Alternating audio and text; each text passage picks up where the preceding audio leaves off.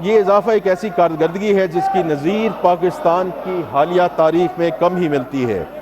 یہ صرف محصولات میں اضافہ نہیں بلکہ پاکستان کے ٹیکس نظام میں ایک سٹرکچرل تبدیلی ہے۔ میں اس ایوان کو بتانا چاہتا ہوں کہ اس تبدیلی کی قیادت خود وزیر اعظم پاکستان میاں محمد شہباز شریف صاحب کر رہے ہیں، جو ہفتہ وار اجلاسوں کی خود صدارت کرتے ہیں اور پیش رفت کا جائزہ لیتے ہیں۔ جناب اسپیکر، اس تبدیلی کے ٹھوس ثمرات سامنے آ رہے ہیں۔ سب سے پہلے پروڈکشن مانیٹرنگ کا نظام ہے، جس میں مرکزی ڈیش بورڈز، ویڈیو انالیٹکس اور ٹیمپرنگ الرٹ سے مدد لی جا رہی ہے۔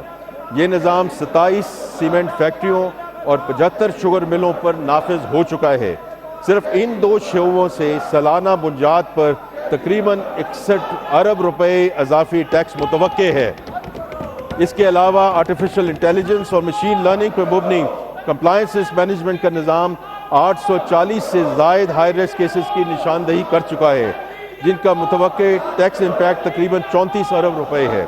اس طرح فیس لیس کسٹم اسیسمنٹ کے ذریعے ہم نے امپورٹر اور کسٹم افسر کے درمیان براہ راست رابطے کو کم کیا ہے، جس سے نہ صرف پر کنسائنمنٹ محصولات میں اضافہ ہوا ہے بلکہ ہراسانی یا آپ ہراسمنٹ سمجھ لیں اور رشوت کے امکانات بھی کم ہوئے ہیں۔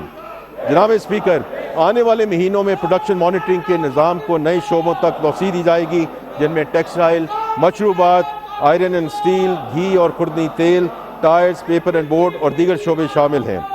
یہ اس توسیع ملک کی منظم صنعت کے ایک بڑے حصے کا احاطہ کرے گی۔ جناب اسپیکر، ان تمام اصلاحات اور اقدامات کا حتمی مقصد ایک ایسے ٹیکس نظام کا حصول ہے جو منصفانہ ہو، جس میں ایماندار ٹیکس دہندہ پر کم بوجھ پڑے، جو ڈیٹا کی مدد سے ٹیکس چوری کے واقعات کا سدباب کرے اور انسپیکٹر کی سوادید اور آربیٹری ایکشن کی بجائے ڈاکومنٹیشن اور کمپلائنس کے ذریعے محصولات میں اضافہ ممکن بنائے۔ ہماری یہ کاوش محض زیادہ ٹیکس کے حصول کا ذریعہ نہیں بلکہ ریاست اور شہری کے درمیان اس بنیادی سماجی رشتے کی تجدید ہے، جس میں شہری کا ریاست پر اعتماد بحال ہو اور ریاست شہری کی محنت کا احترام کرے۔ یہی وہ بنیاد ہے جس پر پاکستان کے مستقبل کی پوری معیشت کھڑی ہوگی انشاءاللہ۔ جناب اسپیکر، پاکستان کی معاشی ترقی اس وقت تک ادھوری ہے جب تک معیشت کی برکات ہر اس گھرانے، ہر اس کسان، ہر اس چھوٹے کاروبار اور ہر اس نوجوان اور خاتون تک نہیں پہنچ جاتی جنہیں روایتی بینکاری نظام نے ہمیشہ نظر انداز کیا ہے۔ ہم نے وزیر اعظم پاکستان کی رہنمائی میں نجی شعبے کے تعاون سے ان طبقات کو قرضے فراہم کرنے کا قدم اٹھایا ہے۔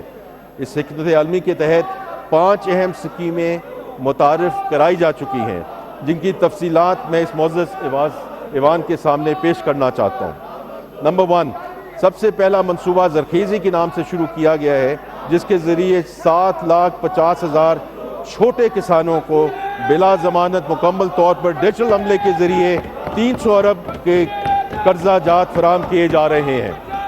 اسی سلسلے کی دوسری اسکیم وزیر اعظم کا اپنا گھر پروگرام ہے۔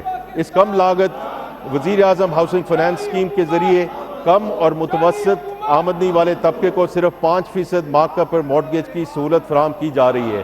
اور میں اس میں صرف ایک ذکر کرتا جاؤں کیونکہ وزیر اعظم پاکستان نے اس میں کل خود ایک میٹنگ کی، جس میں یہ پورا کلیئر ہو چکا ہے کہ اس میں 90 بلین روپے کی جو لونز ہیں وہ اپروو ہو چکے ہیں اور 11 بلین روپیہ ڈسبرس ہو چکا ہے۔ ہماری حکومت کا تیسرا اہم قدم پاکستان ایکسیلریٹڈ وہیکل الیکٹریفیکیشن اسکیم کا اجرا ہے، جس کے تحت ای بائکس اور ای رکشوں کی خریداری کے لیے سبسڈائز فنانسنگ فراہم کی جا رہی ہے۔ اس سلسلے کی چوتھی scheme prime ministers fan replacement programme, جس کے تحت ملک بھر میں پرانے زیادہ بجلی خرچ کرنے والے پنکھوں کی جگہ کم بجلی استعمال کرنے والے پنکھے لگائے جا رہے ہیں۔ ہماری حکومت کا 5واں اقدام سوشل امپیکٹ فنانسنگ ہے، جس کے تحت 2 پروگرام شروع کیے گئے ہیں۔ ان میں سے پہلا پاکستان سکلز امپیکٹ بانڈ کا اجرا ہے،